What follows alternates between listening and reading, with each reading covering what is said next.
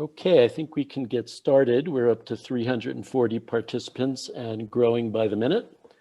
So I think others may still want to join, but I want to use all the time that we have. So let's get started. First of all, let me say welcome to all of our members and a few guests. Thank you for joining us. We're going to have, looks like at the current rate, over 400 members joining us, and that's fantastic. It shows the level of interest in this event, and we're very, very happy to help roll out the new report that just came out this week, a U.S. Diplomatic Service for the 21st Century, under the auspices of the Harvard Kennedy School's Belfer Center for Science and International Affairs. And we're very, very lucky to have with us presenting the key conclusions of the report and taking questions from our members, three of our most distinguished veteran diplomats. I'm sure they don't want to be called veteran, but they are. Three of our really guiding lights, people I've been privileged to know and work with and learn from throughout my career. And they've been leading this effort, this study, and the publication of this report. They are Ambassador Nicholas Burns, who's the Roy and Barbara Goodman Family Professor of the Practice of Diplomacy and International Relations at the Kennedy School at Harvard, and a retired Foreign Service officer, former Under Secretary of State for Political Affairs, former Ambassador to NATO, former Ambassador to Greece, and many other positions, and a real thinker about the Foreign Service. And since he retired after 27 years, he stayed very, very actively involved in helping to build and shape the service. And we're very grateful for his involvement from where he sits at Harvard. The second leader of the report is Ambassador Marc Grossman, who's currently with the Cohen Group in Washington, who also served as Under Secretary of State for Political Affairs, Director General of the Foreign Service and Director of Human Resources, Assistant Secretary of State for European Affairs, and U.S. Ambassador to Turkey, as well as our Special Representative for Afghanistan and Pakistan. And we are also grateful to Marc for being Chairman of the Board of the Senior Living Foundation of the American Foreign Service, which is something we're very proud to be a part of. And our third co-chair is Ambassador Marcie Ries, who's a senior fellow at the Belfer Center's Future of Diplomacy Project, and is also a senior advisor at the Foreign Service Institute's Leadership and Management School. Ambassador Ries served for 37 years in the Foreign Service in Europe, the Middle East, and the Caribbean, and is a three-time chief of mission, serving in Kosovo, Albania, and most recently as my predecessor as ambassador to Bulgaria. So we're very, very lucky to have three such distinguished, experienced colleagues, and we're very lucky that they've chosen to devote so much time and effort from the heart, I know, to this report, which comes in an absolutely critical time, and I really think the perfect time. This is a moment in history where we have a chance to rebuild, reshape, redirect, reform the Foreign Service for the 21st century. Some might argue we're 20 years late. I would agree with that assessment, but I also believe that better late than never is a very important principle in life. And it's time to get going on this. And I believe most of our members agree. So they're going to share with you the key conclusions of the report. They've spoken to hundreds of people, both inside and outside the Foreign Service and the State Department. They have 10 key reforms that they're recommending. And as I said, there couldn't be a better time to be doing so. We'll have a short conversation about their recommendations. And then we have received literally dozens of questions in advance. We'll also be open to taking questions via chat in writing. I fear we will not have time for all the questions, but I'll do my best to pick representative questions that address the concerns that we're seeing from our members, both before this event and during it in the chat. So thank you again for joining us. Thank you to our co-chairs for dedicating so much time and effort to this report. We're very lucky to have them here to talk about it.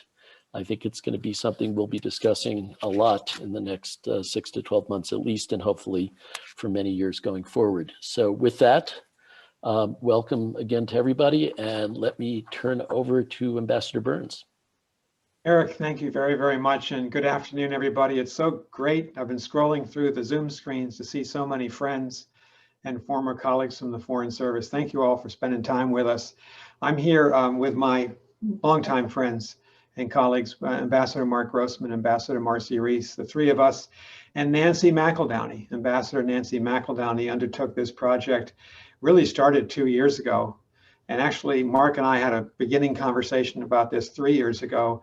But our purpose essentially is to try to do our bit for our brethren in the Foreign Service to help think through some of the big reforms that need to be made. We need to invest more in the Foreign Service and State Department and civil service of the United States.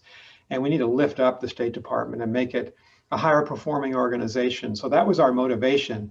But the first thing I want to do is thank Eric and thank AFSA. The three of us are members of AFSA, just like all of you, lifelong members. And Eric's been a great president.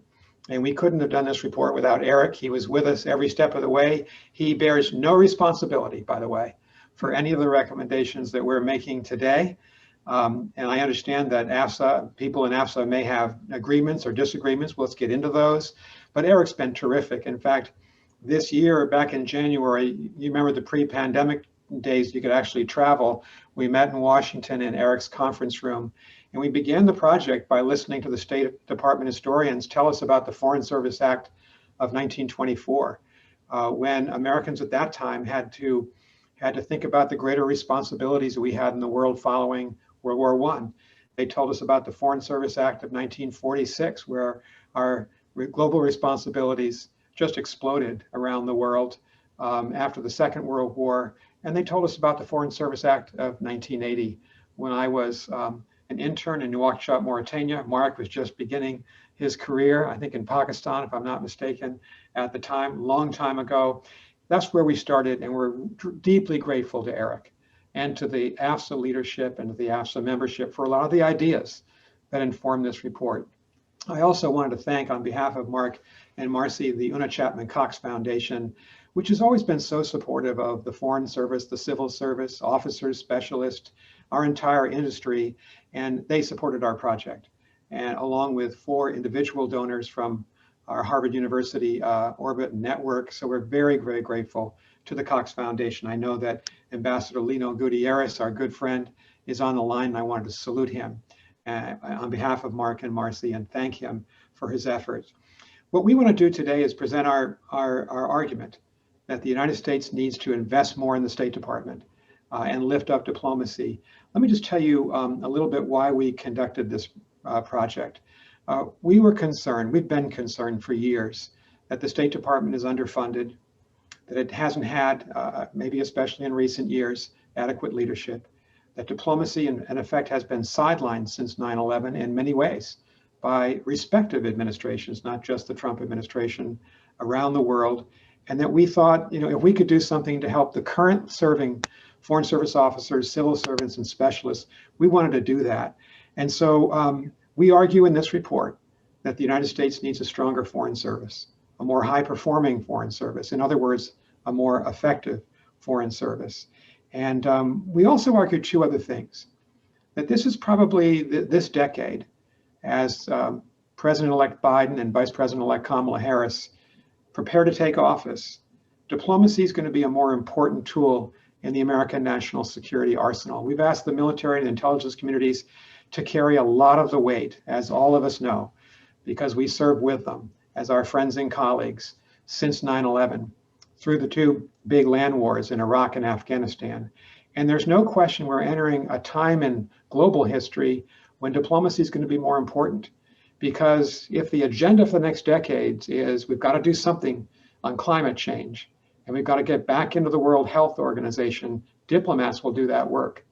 If we have to end the war in Afghanistan, American diplomats will end the war at the negotiating table, as they are trying to do now. If we're going to deal with these very difficult competitor adversarial countries, China and Russia, we're going to have diplomats at the table. In our embassies and consulates forward deployed to deal with them, I think there's no question diplomacy is going to be more important. Therefore, the United States should have a stronger civil service and foreign service in the Department of State. Secondly, we had 40 workshops since January. We met with over 200 people.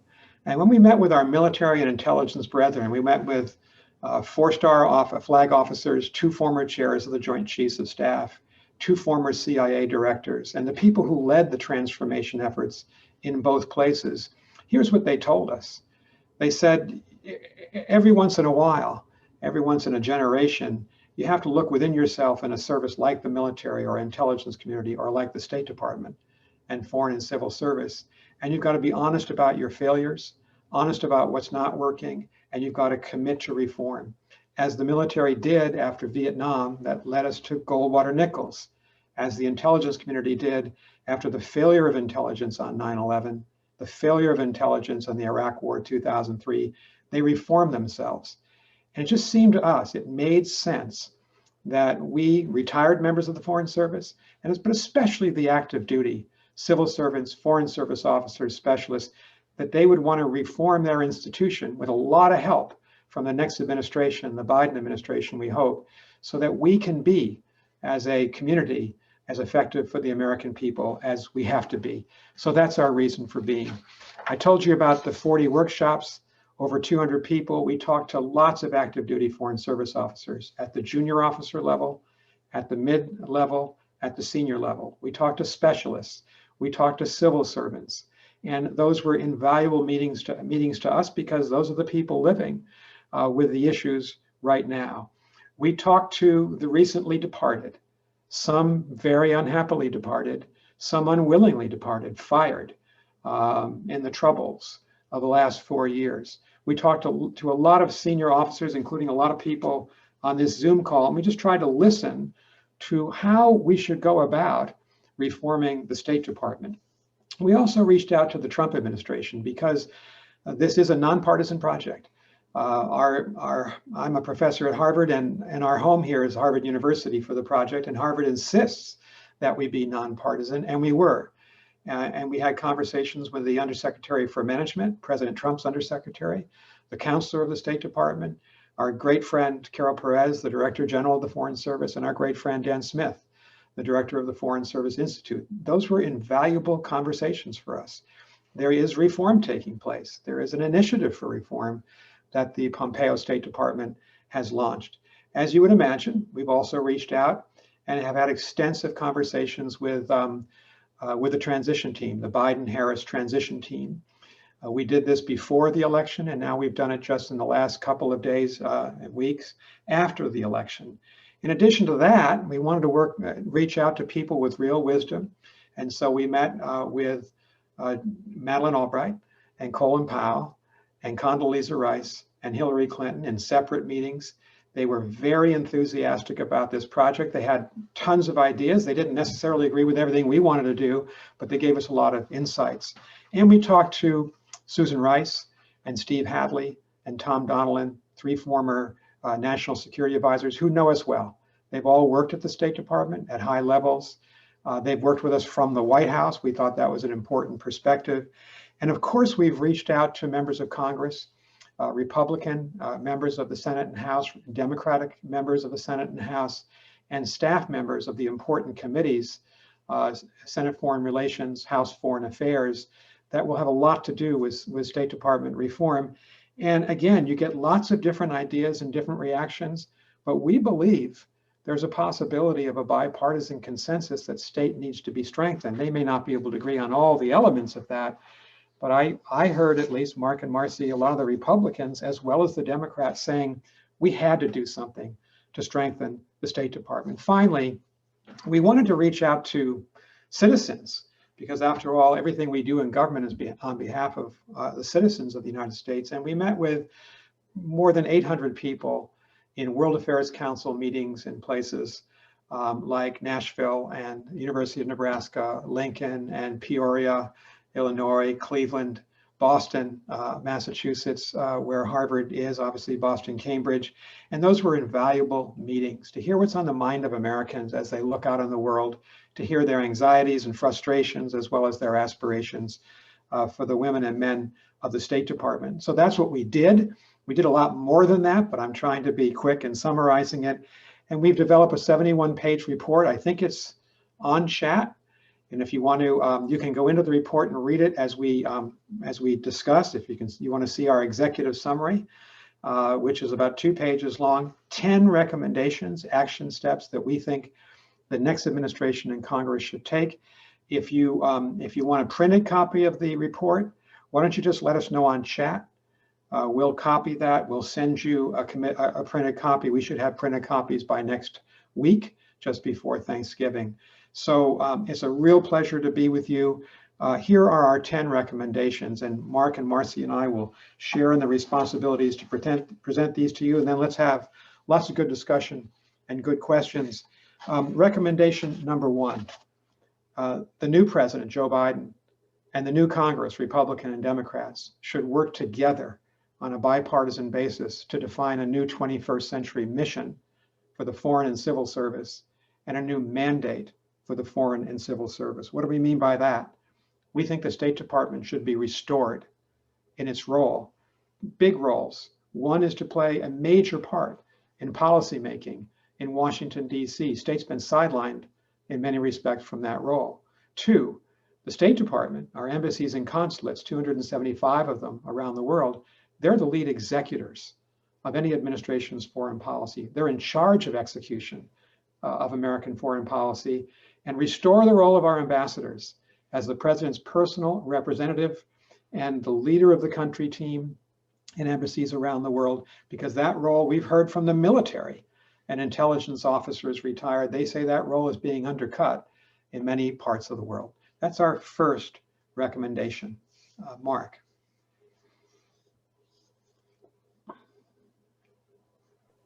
Nick, thank you very much. And thank you for that introduction. And allow me just to also say what a pleasure it is to be here and to see so many of you. And thank you very much for your interest. The second recommendation is to revise the Foreign Service Act. It's time for a new Foreign Service Act. And I'd like to spend a little time on this because I know that for this audience, and AFSA in particular, these are hard issues. And I wanted to say that when we started our project 2 years ago, and certainly 7 or 8 months ago, we promised that we would start with an open mind, which we did. And we hadn't come to a conclusion. And we listened to people, and we listened to the pros and the cons. There are risks involved. There are possibilities involved. But in all of our efforts, we tried to listen very carefully to what it was that people had to say. And I'll give you 5 reasons that in the end we decided that it was time now to go ahead and see if we could get a new Foreign Service Act. Number 1, and that is that 40 years, long time, since 1980. And as Nick said, 1924, 1947, 1980. And believe me, we honor the people, many of whom are on this call, we honor the people who brought that Foreign Service Act in 1980 into being. But there's been an enormous amount of change since then. There's been a change in the international system. There's been a change in the threats. There's been a change in the kind of people who joined the Foreign Service. And we felt that after 40 years, it was time to do something new.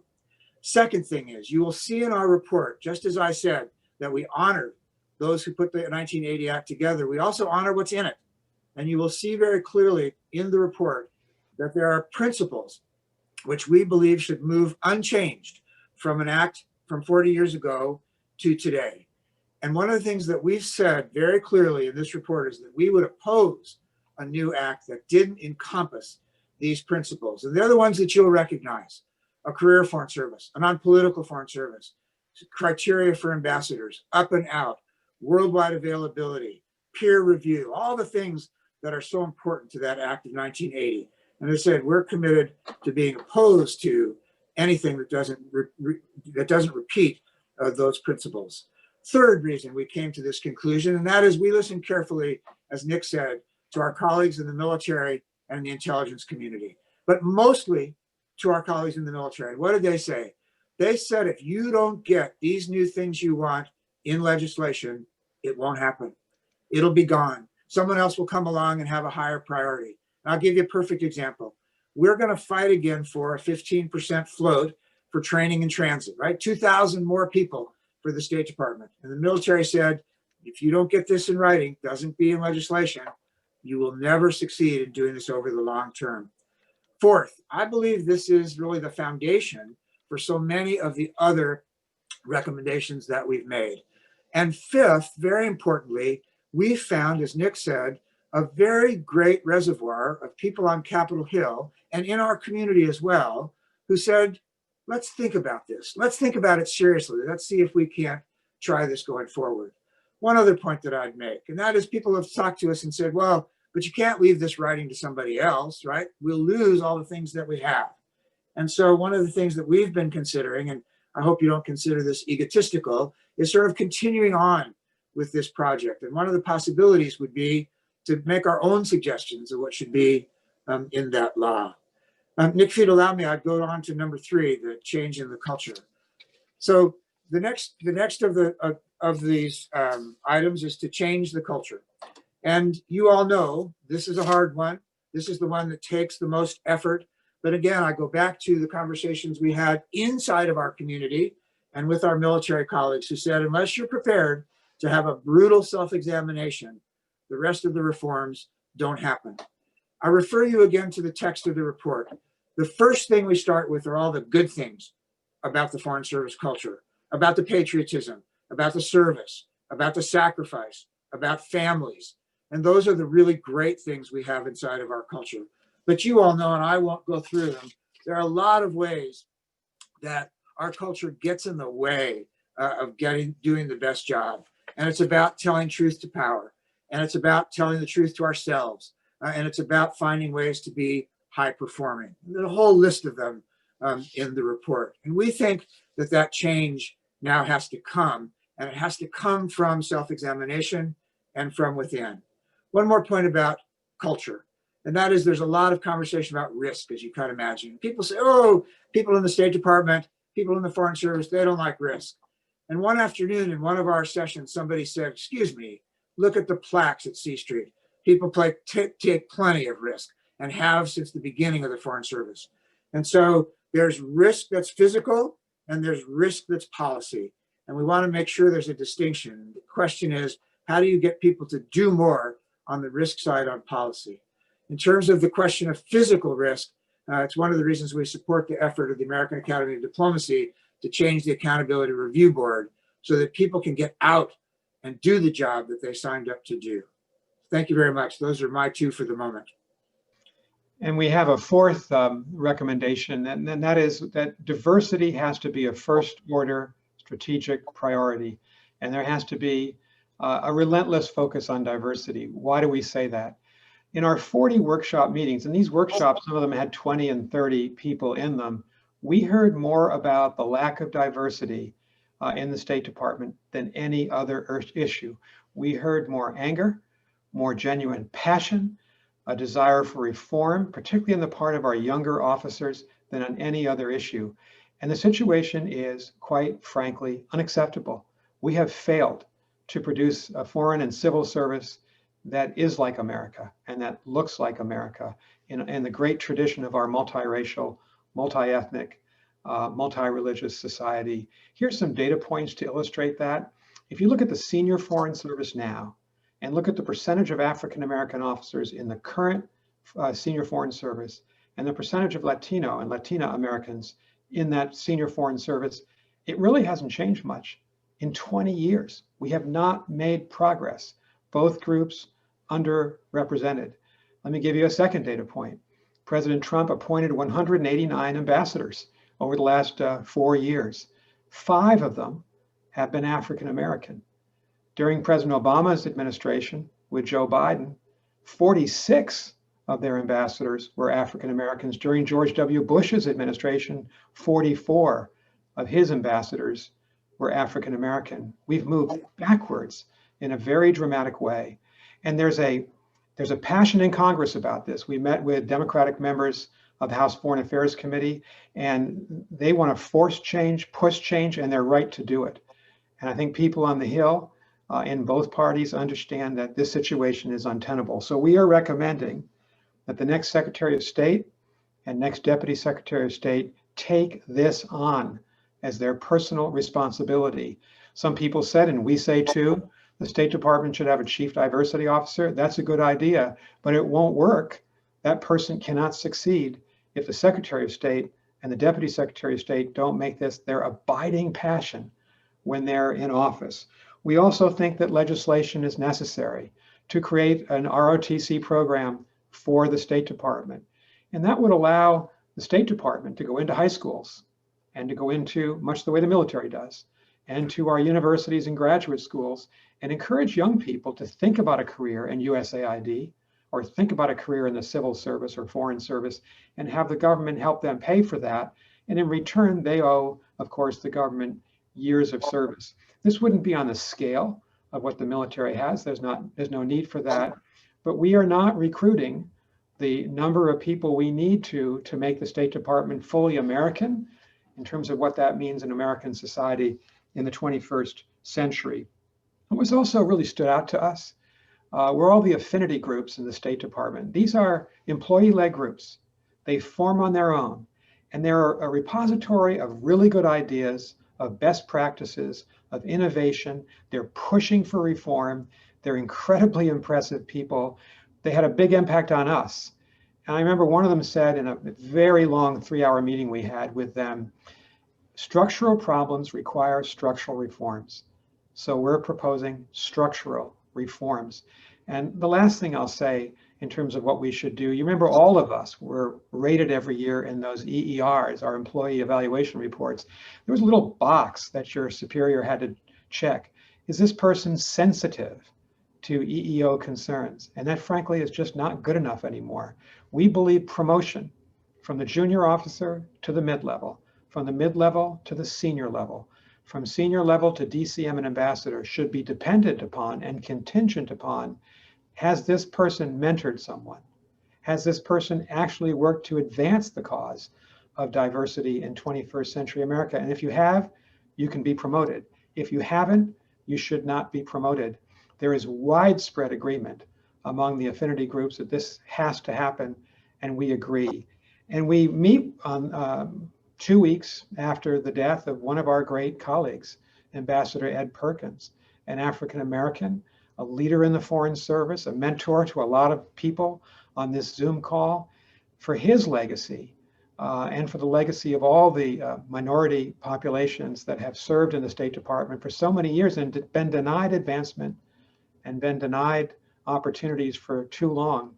We present this recommendation for a relentless focus on diversity, and thanks to Ambassador Harry Thomas and Ambassador Charlie Ray, because they're putting out a position paper that a lot of us can get behind and sign with a lot of very good ideas on diversity. So that's our fourth goal. Marcie, I think you're next.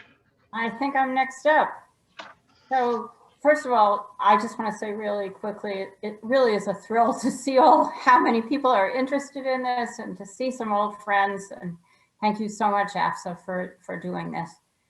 So this whole project is aimed at having a foreign service that's really at the top of its game. So of course we had to give some attention to professionalization, to education.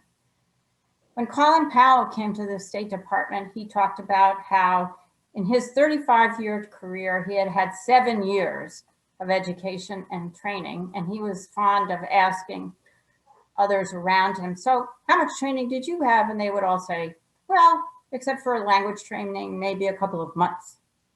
Now, this is just not acceptable anymore. We need a lot more. We need to develop the intellectual capital of the entire State Department. So what we came to as a conclusion here is that we really need career-long education for everyone. What does this mean?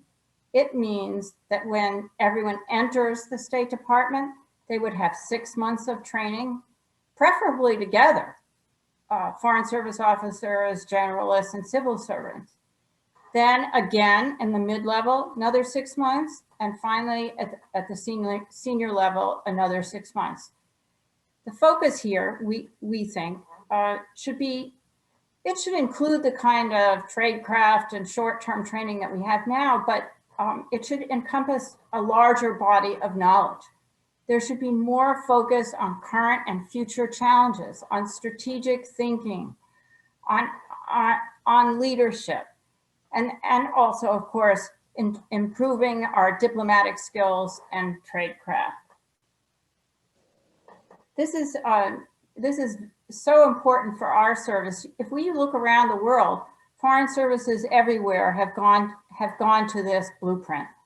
The Chinese have it. The British have recently revised their approach to education. So we really need to bear down on this. We have a wonderful Foreign Service Institute. We have a Leadership and Management School now. We have a Center for Lessons Learned. But we think that the Foreign Service Institute its remit should be made even larger. It should be responsible for educational exchange and cooperation with area universities, for arranging for people to take a time of study outside the Foreign Service. And of course, the float, which was mentioned earlier, the 15% float will be very important. And finally, I'd like to mention, especially in my own experience, there's often been a reluctance on the part of people in the Foreign Service to go to education and training, thinking, well, a better job was more important. And we really need to change that way of thinking. And the way we would change it is that we would give credit for education and training, and we would have that be a consideration for promotion. And for jobs, if somebody has taken a graduate degree and has improved their area of specialization, then that should be taken into consideration. So career-long education and training, that's one of the things that we think is very important for the service.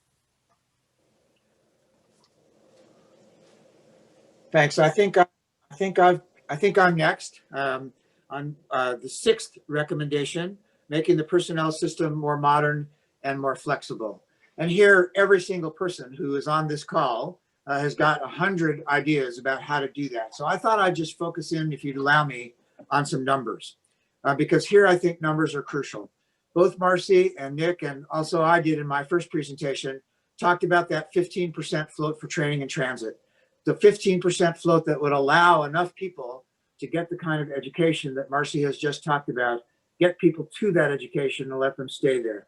So that's a 2,000 person increase in the Foreign Service. We figure that's about a $400 million expense over 3 years. That's an extremely important foundational idea.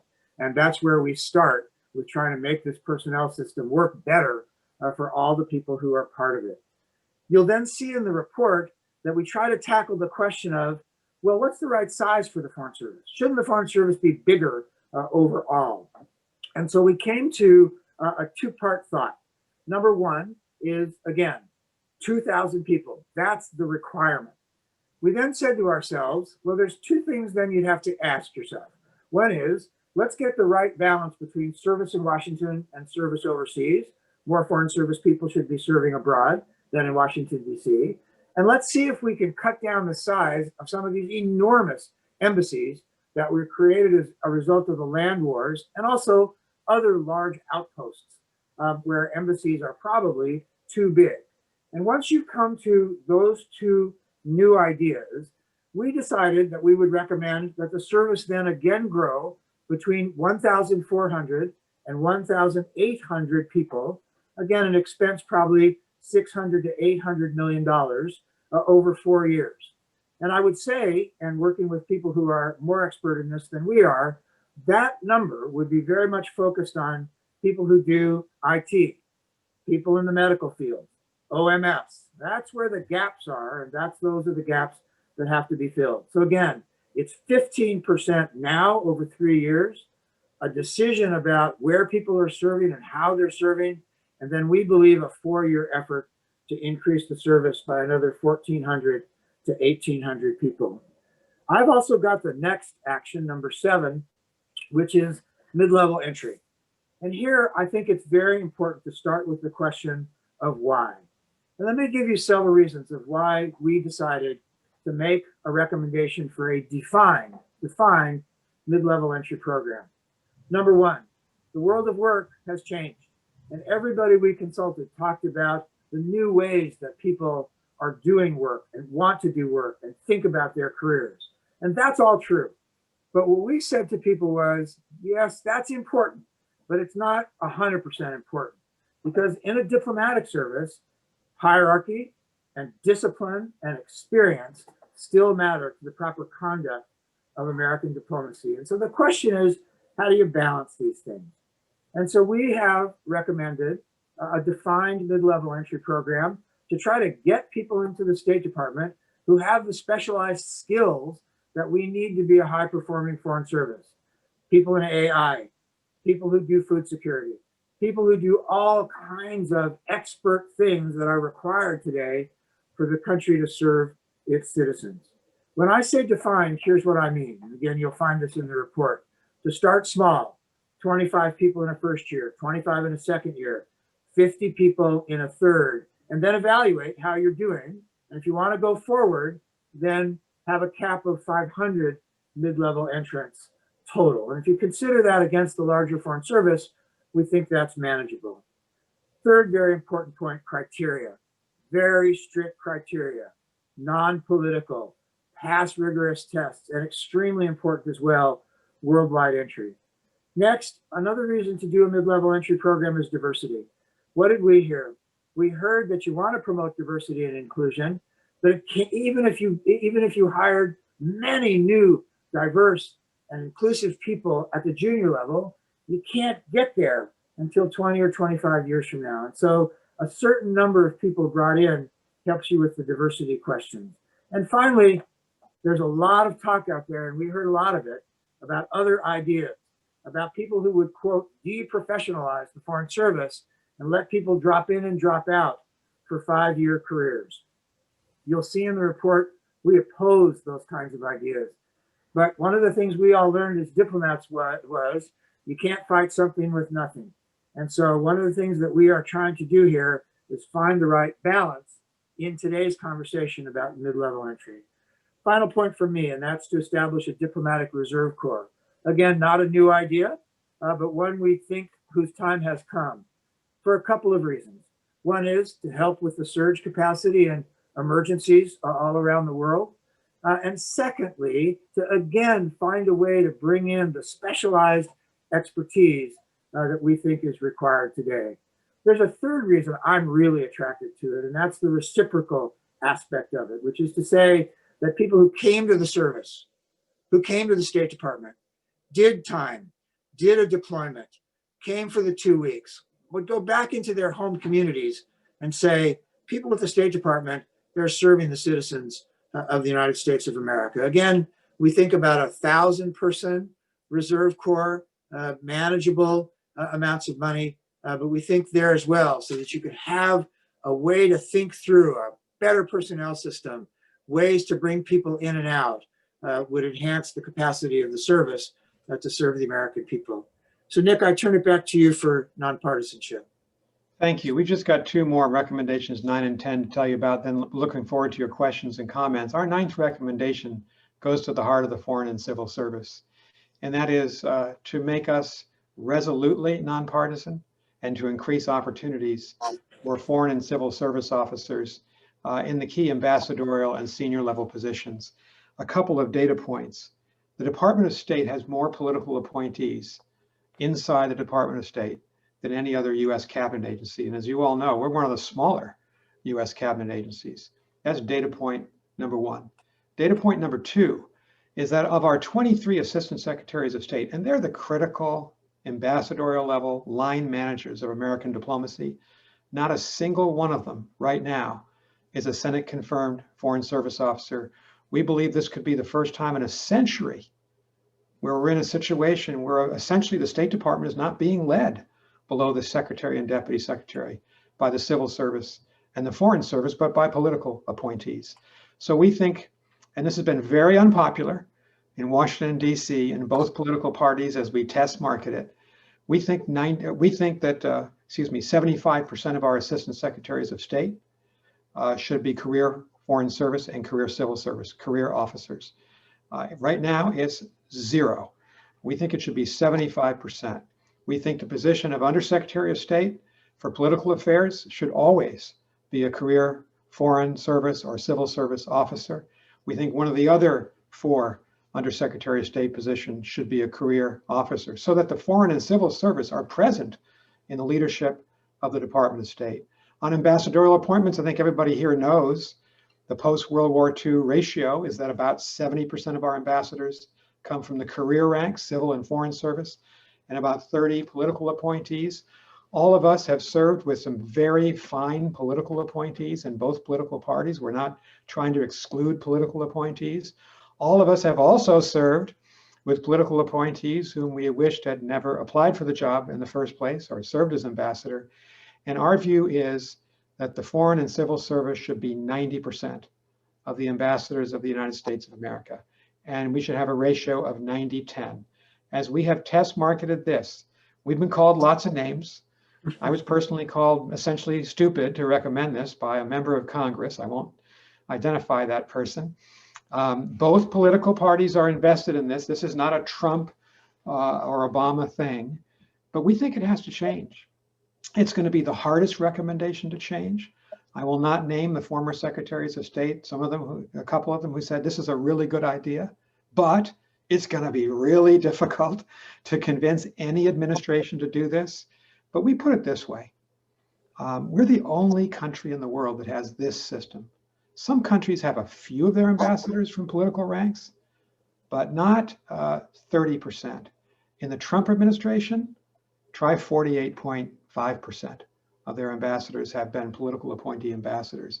The Foreign Service is disappearing, and the civil service from the top ranks of our leadership. We can't let that happen. It's not good for the American people.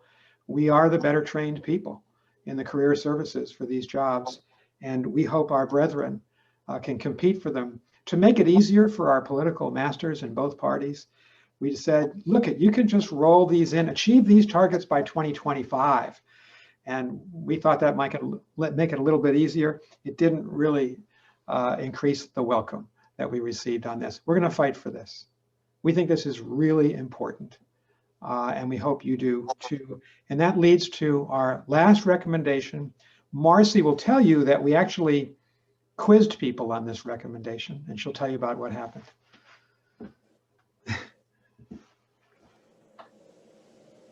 I need to, yeah.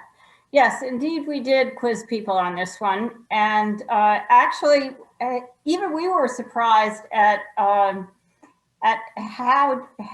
widespread the feeling was that it was really a great idea. Not too many no's on change the name. Now, the Foreign Service has a long and storied tradition where the modern Foreign Service is 100 years old now. The term Foreign Service comes from the 19th century, actually. And when we started thinking about it, first of all, talking to people in the business world, when you want to make very significant changes in an organization, they advise that changing the name is actually very important because it signals major transformation. So we thought about the name and we thought, well, what is really necessary is to start with the United States, not with foreign. So we came to the United States Diplomatic Service because that puts the United States first. It tells what we're about, the practice of diplomacy, and the third word is service, which is certainly what describes what we do. So United States Diplomatic Service, will be interested to hear what you all think. Eric, over to you. Great. Thank you. So I think we've done a really good job of laying out what the key recommendations are, and I want to make sure we have time for questions. We are going to try to keep to time, but we can run a little bit over for those who are able to stay. Let me just say, first of all, I'm not going to do too much talking here. I'm moderating, but I did want to just frame a question for you before we get to the specific questions we have received and we're receiving in the chat. There was a really good speech given by former President Clinton at the opening of his presidential library in Little Rock, and I was privileged to be there in 2004. And in that speech, which he has repeated over the years, he talked about the genius of America being founded in the ability to decide what needs to be kept, what are the precious gifts that we have that we should not change, that we should not seek to mess with, our foundational heritage. And he described that as conservatism of the best sort. And then what are the things we inherited that need to be changed, that should not be allowed to continue the way they are. And he described that side of our national heritage as really the genius of liberalism, when you know when something has to be changed and you actually have the courage to do so. And balancing keeping what's precious and important with introducing needed change, in some cases way overdue change, I think is really where we are with this whole set of issues. And I think you captured that really well in the report. And we've gotten a lot of questions about the methodology you used. Obviously, you came to this with all three of you, and Nancy as well, with a huge amount of experience in the Foreign Service. You know it intimately. You all had gut feelings about what works and what doesn't work. I think those of us who spend a lot of time in the Foreign Service tend to share a lot of those feelings pretty significantly. But I just wanted to ask, in terms of that balance, as you said, Nick, you're not proposing to get rid of all the key elements of the Foreign Service Act of 1980 and what came before it. But how did you identify where that balance should be? You know, I'm just going to take one swing at this and ask Marc and Marcie if they want to. They'll be smarter than I am on this. But, you know, the three of us with Nancy McEldowney, and by the way, she was a big part of this. And she was invited to join the Biden transition team before the election. So she had to do that, and we're happy she did, but we can give her all credit. Her thoughts are all over this report. We didn't start with a blank slate. We had opinions, but you know, we've been away from the service, and we wanted to actually educate ourselves. That's why the 40 workshops and meeting 200 people, and we tried to listen, and we were taught a lot by the currently serving officers. And you're right, Eric, there's a lot in our proposal that honors the foreign and civil service and says, let's not change this aspect. We want to be the intellectual leaders of the government on foreign cultures, foreign languages, on economics, on politics. We want to be the experts, and we are. Let's retain that. Let's retain the intellectual focus. In fact, let's double down in it and teach diplomatic history more seriously at FSI. And as Marcie said, require professional training to a far greater extent than we do now to be promoted. We wanted to keep all that, but we also saw there was a lot that needed to be changed. Diversity is a very good example. We didn't, I mean, Marc and Marcie, we didn't have an opinion that the Foreign Service Act should be changed or updated, but we came to that conclusion. So that's how I'd answer your question. Thanks. Eric, could I make a comment? Sure. So I would answer it very much the way Nick did. Let me just follow on though. If you take the frame that President Clinton gave that you described, I'd say that what we were seeking to do was to retain and conserve the philosophy and the foundation of why people join the Foreign Service, why people want to become diplomats. And it's the patriotism and the service and the sacrifice and, you know, the family aspect of this. And that I think we wanted to conserve. What we wanted to change were the things in the mechanisms, the things in the organization that get in the way of people being able to meet the aspiration of why they joined the service. And that's, I think, for me anyway, if you're going to divide it between what to conserve and what to change, is you conserve the reason people join, to serve the United States of America, and you try to change the things that are in their way.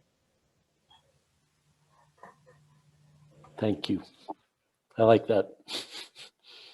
Marcie? That button works, yeah. If I could just add one comment. Something that the military people who spoke to us talked about quite a bit it was building loyalty to the organization, and not just loyalty, but a stronger identity. They talked to us about what pictures do you hang up in the State Department? How do you honor people for great performance and other kinds of distinguished service? All of these kinds of considerations that build a feeling of identity and of pride in the organization, and that made actually a big impression. And there are some recommendations that we haven't had time to talk about, but one of them is that we are proposing to make service to the organization a requirement. And what would that be? That would be being a recruiter, being a teacher, being a mentor, but all of these things that strengthen the Foreign Service as an organization itself. Great, thanks. It's really good food for thought. So let's turn to some questions. We're getting some in chat. We have a whole bunch that we received in advance. I'm going to try to group them into categories because so many of them overlap. One set of issues that has been raised by our members is the risk, not so much in reopening the Foreign Service Act of 1980, that you could lose substantive structural elements of the Foreign Service that you want to preserve, but that you could lose key provisions that protect and support our people both during their careers and afterward. And the best way this was phrased in a question is, do you really think if you reopen the Foreign Service, you're going to get Congress to keep the current pension eligibility, keep all the other benefits, retirement after 20 years, not 30, that we have from the Foreign Service Act of 1980? Will current members of Congress vote if they're given the opportunity to not change those things, which are so important as a way of recognition of the dangers and difficulties and sacrifices made by people in the Foreign Service that are different from our colleagues in the civil service? Well, Eric, it's Marc. Might I take that on? So I think that's a great question and one we thought about a lot. And we thought also about it with the help of members of AFSA who are really expert in this. And I won't name names, not fair, but we have greatly benefited by tremendous advice from senior AFSA members.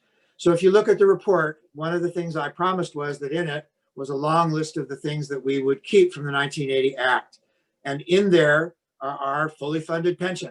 In there are the idea that you should be able to retire early if you've served a lot overseas. These are important things to us too. We grew up with this act. We're trying to preserve what it is that's not that is most important. And you'll see in the last sentence, I believe, of that paragraph, it says to keep AFSA as the primary labor management bargaining agent of people in the Foreign Service. So we took that directly out of the act. And I believe that if AFSA retains its very important role, and among the reasons I paid dues all of my life was to have it be that way, that is an important protection for people. Is this going to be a big debate? Yes, it is. As I said, the three of us can only say what we said, which was you ought to protect these things. And if they're not protected, we would oppose new legislation. That said, one other sentence, if you'd allow me. And that is that this is, I think, part of the cultural question. It's right to defend what it is that we've got. But the defense of it then needs to become way to the top of the agenda. Because I just don't think sitting back and saying, well, we're not going to change anything because our pensions might change, or we're not going to change anything because, I want my 20 years. I want those things, believe me. But we have to change the terms of the argument here so that we have to get up and start speaking up for ourselves. And if we're going to defend these things, let's defend them and do so energetically. And as I say, I hope people who read the report will see that we did that in that section on the 80 Act. Great, thank you. I think that's very well said, Marc. Thank you. Another set of questions we had was over the role of Congress and how Congress would fit into this picture. Obviously, it fits into it in a very big way if we're talking about changing legislation, but obviously the incoming administration will have a very big role, as will, we hope, members of the Foreign Service, current members of the Foreign Service, AFSA as their representative, and then outside input like you're giving, and that so many of the affinity groups and think tanks and others are giving. But in terms of Congress, given what's on Congress's plate, not just with the COVID crisis and everything else, do you see a strategy, and this is from one of our members, to get beyond the Foreign Service caucus in the Senate and the Diplomacy Caucus in the House to really get a large number of members of both houses engaged on this? We do. One way to think about these 10 recommendations is in the short term, even in the transition or the first 3 months of a Biden administration, there are things the new president can do. He can raise the budget, which he needs to do. He can appoint a greater number of foreign service officers to senior positions. He can appoint a greater number of African American and Latino officers and women to senior positions. He can put state back into the center of the policy process at the NSC. One of our recommendations is, and this occurred under the George H.W. Bush administration, State Department should chair the interagency working groups of the National Security Council system below the deputies. In fact, a couple of administrations, you remember, Eric, state had the chair or the co-chair. Absolutely. So there's things that can be done. But as Marc has pointed out, and Marc, I have to give Marc and Marcie tremendous credit for this. Marc's the former director general, and he really understands the structural issues. And Marc did a lot of the heavy lifting on Reserve Corps, mid-level entry, Foreign Service Act, our big structural proposals, and those require Congress.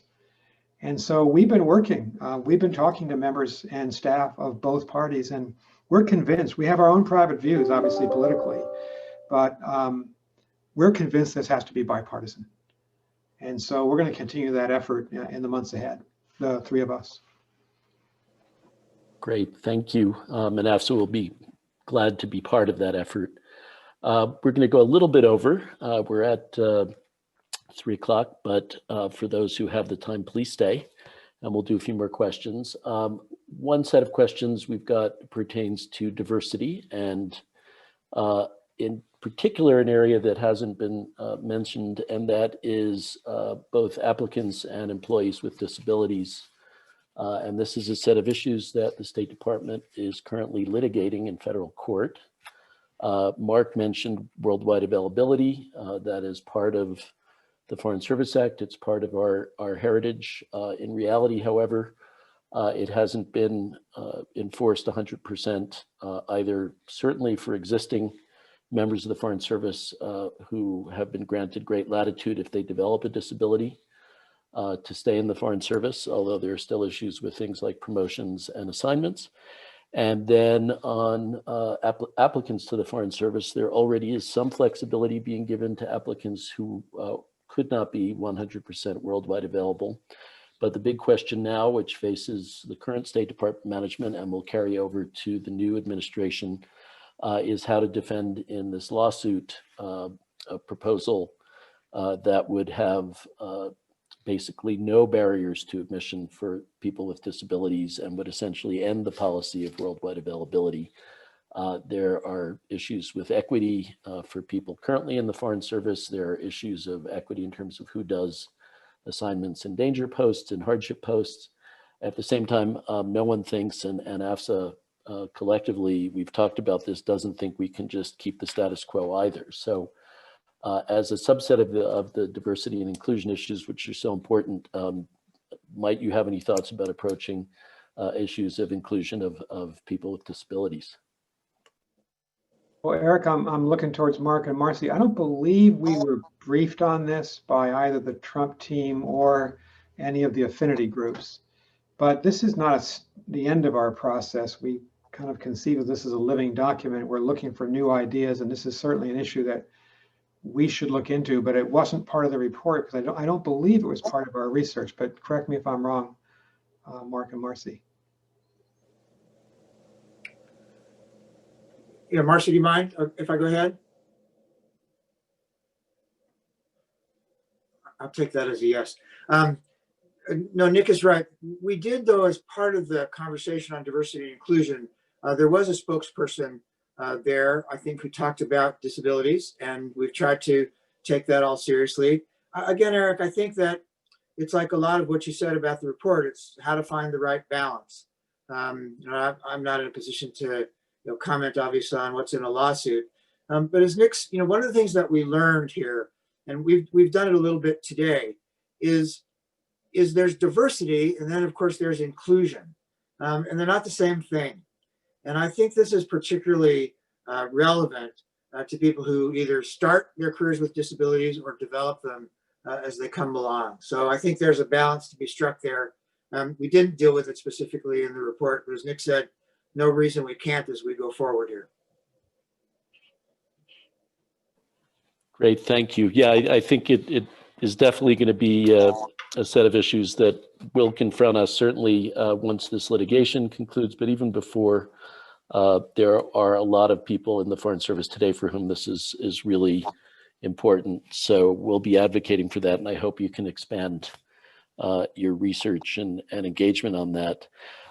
We have a bunch of questions about the proposals for mid-level lateral entry. One question I have here, which I think is a good question, is, quote, on the one hand, the report argues for a U.S. diplomatic service, but then seems to concentrate on subject matter expertise in many fields, including from a possible mid-level program as well as a diplomatic reserve, but not explicitly about diplomacy. It's much easier to find expertise in technical fields than to develop diplomats and leaders. It seems that our pressing shortage and critical need is in diplomatic, not technical skills. Now, I think some of your comments about the need for expanded training and education obviously get to that.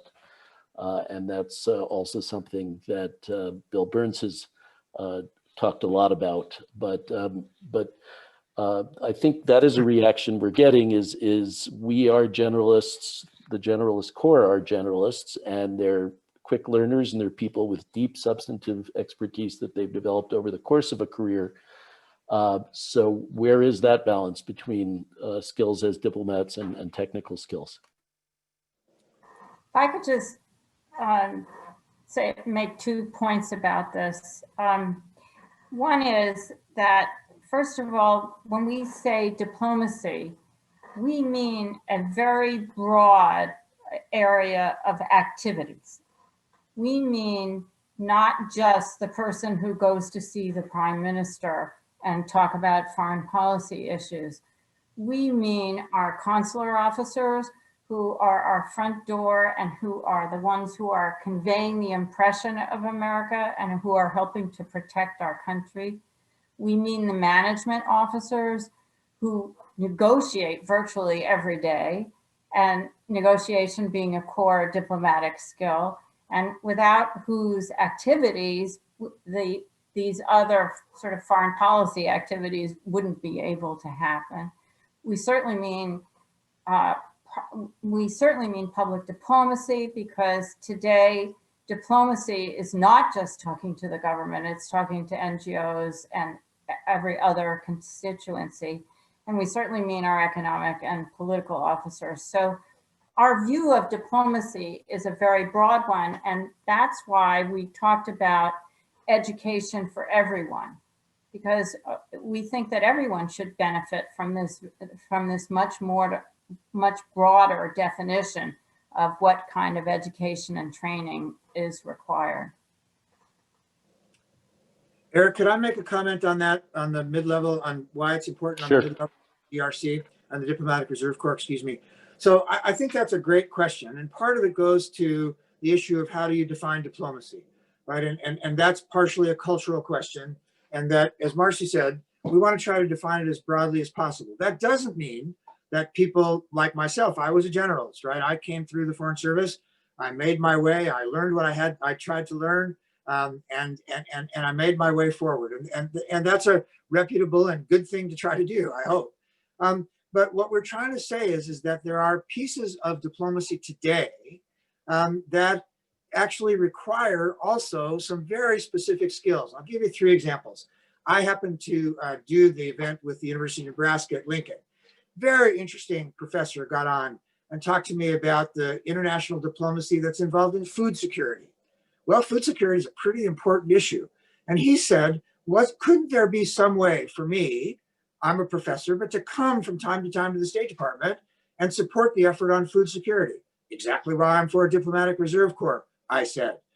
We have other people who are specialists who really know about AI, who know about data science. The second example is think about the effort to try to create now a safe 5G network around the world. So I'm pretty good, I'm a generalist, but you send me into a negotiation, I should know more about 5G all the way to its technicalities.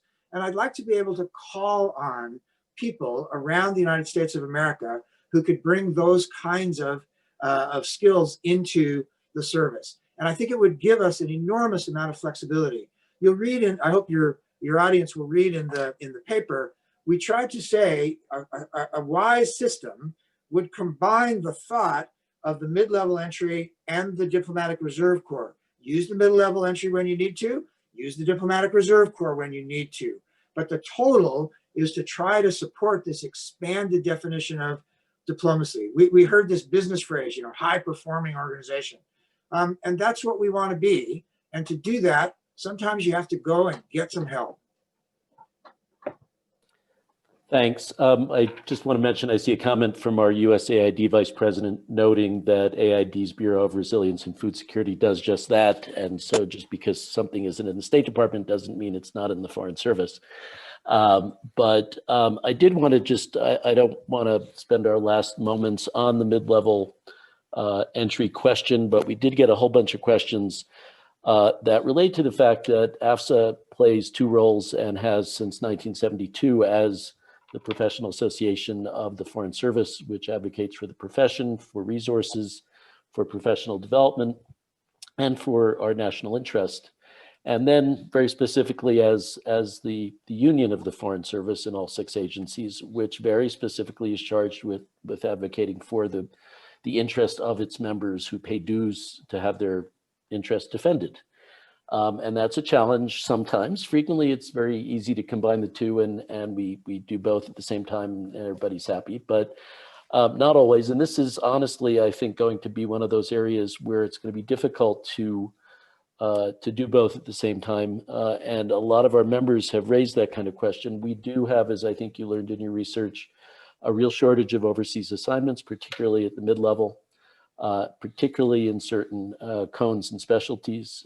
We have an incredibly slow promotion situation, particularly in certain cones and specialties. We now have a reality where it is no longer assumed to be the norm that highly successful people will retire as FS1s if they don't make the senior foreign service. We have a lot of very good people with consistently good evaluations and careers who are retiring as FS2s because they can't make the promotion to FS1 sometimes in up to 10 years. Anecdotally, I just heard from a colleague who's in the current retirement course, and he's with someone who is almost certainly the most knowledgeable and effective expert in the State Department on S&T science and technology issues as they relate to women. And she is kicking out and retiring as a 2 because she hasn't gotten promoted. So the question is, are we tapping our existing expertise and are we ensuring that our existing system keeps that expertise? And then, what will we say? And we're not taking a position on that aspect of the report, the recommendations at this point, but what will we say to the members who say, I already am having a hard time getting promoted. I'm already having a hard time getting overseas assignments. I've been doing this for 15 years. I paid my dues. I've sacrificed a lot. My family has. I've learned a lot. I have a lot of skills that I could put to use. And to have somebody, I mean, the terminology, but to have somebody come in and jump over all of us who've been doing that, who are already having a hard time with promotions and assignments, this is something I'm going to have to deal with as AFSA president as we craft an approach to this set of issues. So I just welcome a few more thoughts on that from all of you. Well, let me start since I've taken I presented this proposal. Let me say 4 things actually. Number 1, I think that AFSA has to decide what AFSA has to decide for its members. We didn't start this project thinking that you'd be in love with every one of the recommendations. And so, please, you have to decide what you decide. And we're here to make this recommendation, and we're not here to say that you have to endorse it. What we're saying is, here's an idea that needs to be considered. So you decide, and you and your members can decide, and the board and AFSA, and whatever you decide will be fine with us. Again, we didn't start today thinking that everybody would be in love with everything. Second, I think the idea that you deal with existing skills in the department first is 100% right. Right. So if you've got somebody over in the retirement class who's got a great specialty in science, and particularly as it relates to women, and that person's on their way out, well, that's not a problem of mid-level entry. That's a problem of the current system. And that's a problem of what kind of criteria you're using to promote people now. And so, sure, of course, we should take advantage of the people who we have. That's the first step. That's the first requirement. And then, if you need other ways forward, that's a way forward. And I'd put a parenthesis there. That's one of the reasons that it's a possibility to do something on diversity and inclusion. Third, numbers. So you'll recall what I said, a defined mid-level entry program. You'll see in the report, 25 people the first year, 25 people the second year, 50 people the third year. Stop, evaluate. If you like it, go on to a maximum of 500. If you take the rest of our recommendations, you'd have a Foreign Service of about 16,500 people. And I think that given the world as it is today, if you could have 500 people or less who had come for very specific reasons, that's a manageable problem. And finally, again, please, to your listeners and to your members, I got it. You don't like this, but I promise you, you will like some of the other ideas out there even less. And believe me, we heard ideas about deprofessionalizing the service, 5-year drop-in, no more careers. And we say we oppose that. But we also know that people who are very senior in the transition, they're attracted to these ideas. Okay, so what are we going to do? We're just going to sit back and say, no, can't change anything? Or will we have something to say, no, the way you're thinking about this is incorrect. We oppose it, but we got it. So there's some requirement for flexibility. Here's another way to think about it. Thanks. I endorse that point, and going back to the original argument that you can't fight something with nothing, and no is not a sufficient answer. And I think we all agree on that. So thanks for that, Marc. We are running out of time. I think we can take one more question, and I've gotten a whole bunch on these, so I'll try to summarize them. And it's on the question of getting rid of cones. And the questions we have include the Foreign Service already tried an unconed system in the early 1990s. Marc, I think you know about that. And it was widely viewed as a failure. How would a new system without cones be different? And how could we ensure it's not just another failed experiment? And then another comment, eliminating cones misses the point. The service will still need people at senior ranks who have deep knowledge and experience in management and consular functions, as an example, where people in other cones will not likely be as interested in serving nor as qualified. In one place, the report argues for more specialization. Here it argues for less, and the answer seems to be putting more emphasis on leadership development, irrespective of cone or specialty. I'm sorry to keep answering these questions. Why don't you go ahead, Marc, and we'll come in after you. Okay. Well, I apologize for talking so much. So cones, we thought a lot about this, as you can imagine. We were conscious of the efforts in the past, but we felt that the cone system, as it currently exists, is a caste system, and it creates division not only inside the Foreign Service, but between the Foreign Service and the Civil Service. And so we wanted to put out a new idea. To your questioner, can we ensure that it won't be another experiment that doesn't work? Of course you can't ensure it. The question is, are you prepared to try something that seems rational? So what we've said is this: everybody should enter the Foreign Service without a cone. And that people who serve in the Foreign Service, especially in their first 3 or 4 years, at least on the officer side, what are they doing? everybody's basically doing the same thing. They're doing consular work, and that's good, and that's right, and that's required. And that job has to be done. And so let people come in as foreign service people, and then they do their first few years, and maybe the majority of them do it in consular or other areas.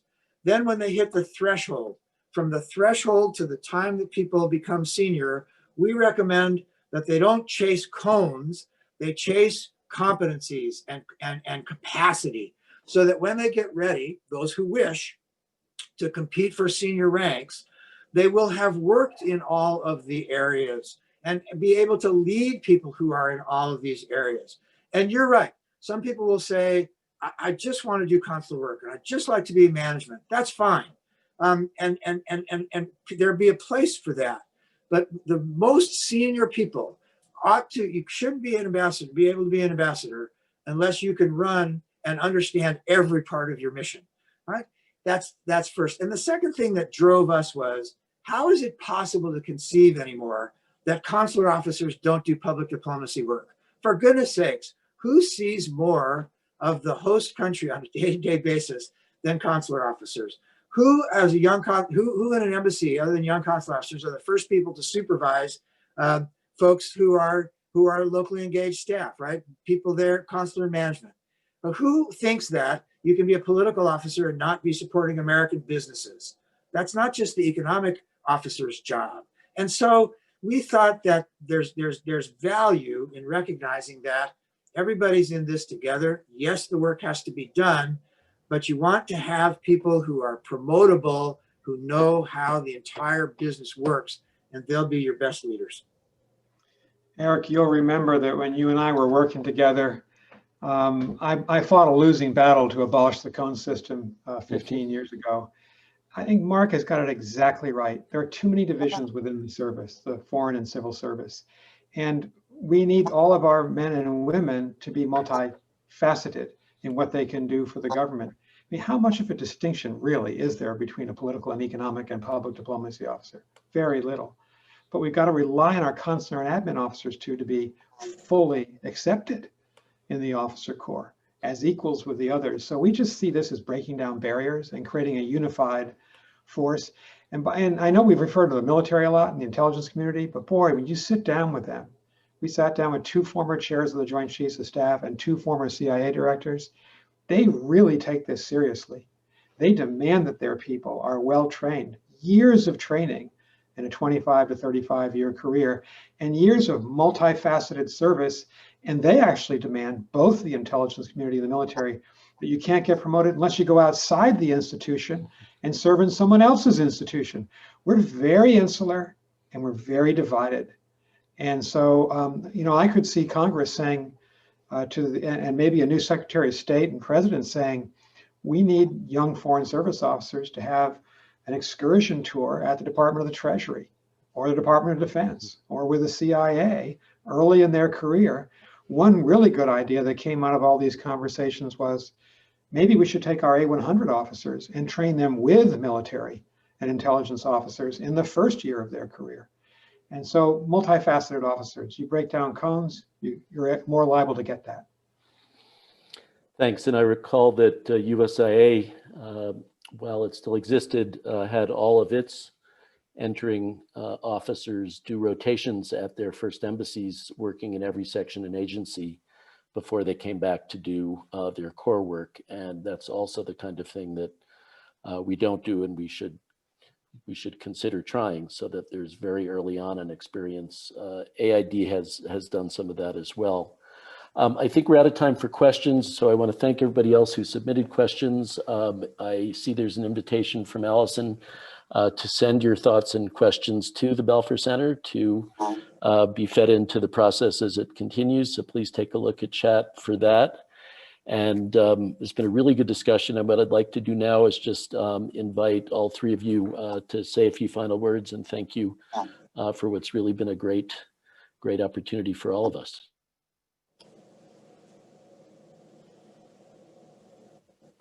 Well, I'll go first. Just to say thank you to all of you for listening to us and to thinking about these things. We aren't going to get change without support from all parts of the government, really, from the new president and their staff, from the Congress, and most especially from the Foreign Service, and those of us who are retired from the Foreign Service. It really, it has to be a nonpartisan effort. It will, and if we were able to go after all 10 of these actions, it would be a very big, very comprehensive effort. So we hope that we have provoked some thought today in giving you something to think about. We look forward to hearing from you. We have heard already from many, many Foreign Service officers, current and retired, and we are extremely grateful for that. We couldn't thank everyone personally, but I would like to say that now. It really is heartwarming to see how much people think about and care about their service and what it looks like in the future. So thank you. Nick, if I might go next, and we'll leave the last word to you. As Marcie did, I just want to thank everybody for their time and for their interest in this. As Marcie said, we've just been overwhelmed by not agreement with everything, but by how much people want to be part of some positive thing going forward. Second, just to reiterate something we said at the very top, why'd we do this? We did this to honor the people who are serving today, and we did it to honor the people we hope will serve at the State Department and as U.S. diplomats for many, many years to come. The United States of America is going to need the best diplomats for years and years to come, and we'd like to have made some small contribution to making that work possible. And then finally, the three of us, we'd like to keep going at this, and we don't want to just finish today and say, well, we've produced this report, you know, good luck with whoever follows. We want to try to continue on, and we hope as many of you as possible will come with us in that effort. Thanks, everybody. Just a couple of things. On the chat, there's a Google Docs form if you have any ideas you want to give to us. There's also another form if you want a printed copy. And if for some reason, when the Zoom disappears, of course, the chat will disappear. Eric, you can just leave your name and address with AFSA, Eric, if you don't mind, and we'll get you a printed copy of this report. Sure. Just two final things. Our good friend and a great leader, Ambassador Christy Kenny, told us, I think in our first meeting, she said, be bold. And we tried to. And I think I would like to support what Marcie said. If Congress and the president could enact even 3/4 of these reforms, it would be the biggest transformation in the Foreign Service in generations. And that's what we need. We need that in the State Department, in the Foreign and Civil Service, and USAID. And finally, good news. I think it's good news. I do think the incoming administration is really seized by what's happened to the State Department. There's a lot of attention in the Biden transition team. We've met with them, Marc and Marcie and I, and they're truly interested. And as you all know, this is all public knowledge. One of our very own, Ambassador Linda Thomas Greenfield, is heading the State Department transition team for Joe Biden and Kamala Harris. And Linda knows these issues backwards, forwards. She's dedicated to them. Nancy is part of her team, Nancy McEldowney. We've got great people working on this inside. And I just have a very positive view that finally, I'll just be a little bit political here, we're going to have an administration that really cares about the federal workforce and about public service and will honor it. So this is a great time for AFSA. It's a great time for our community to be very respectfully putting ideas in front of the new administration. I think they're going to be very receptive to it. So Eric, thank you again for your leadership and friendship. And we're members of your organization. So we're going to look to you for leadership as we go forward. Well, thank you. Thank you, Marcie and Marc and Nick and all of your staff. If people look at the report, you'll see their capsule bios of all the staff members and students who contributed to this effort. And it's really an impressive piece of work and deeply valued, I think, at this time, because it is a critical moment.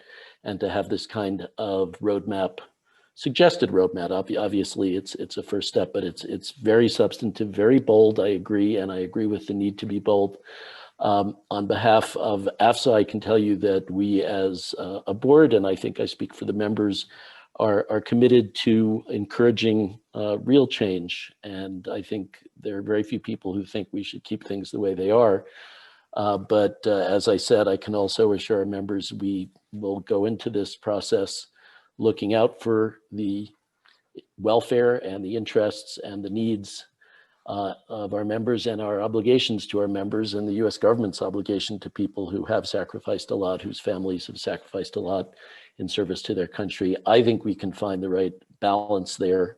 And I think you're right that this is a moment where we have an administration coming in that really wants to tackle this. We have people on the Hill who really want to tackle it. We've had more public attention going back to impeachment than we've had at any time in my 35-year career. So that's something to draw on. We need to do more outreach and more explaining to the American people who we are and what we do and why we need their support for resources and people and engagement.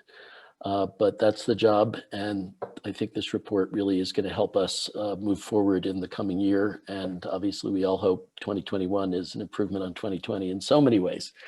So let me just say thank you to the three of you, to your whole team at the Belfer Center, to all of our members who joined and sent in so many good questions. And I hope this partnership can continue because we all want the same thing, which is a revived and healthy and influential foreign service that serves our country well and serves it better than it can right now. So that's the goal. And we definitely want to continue working with you on that. So thank you for joining us today.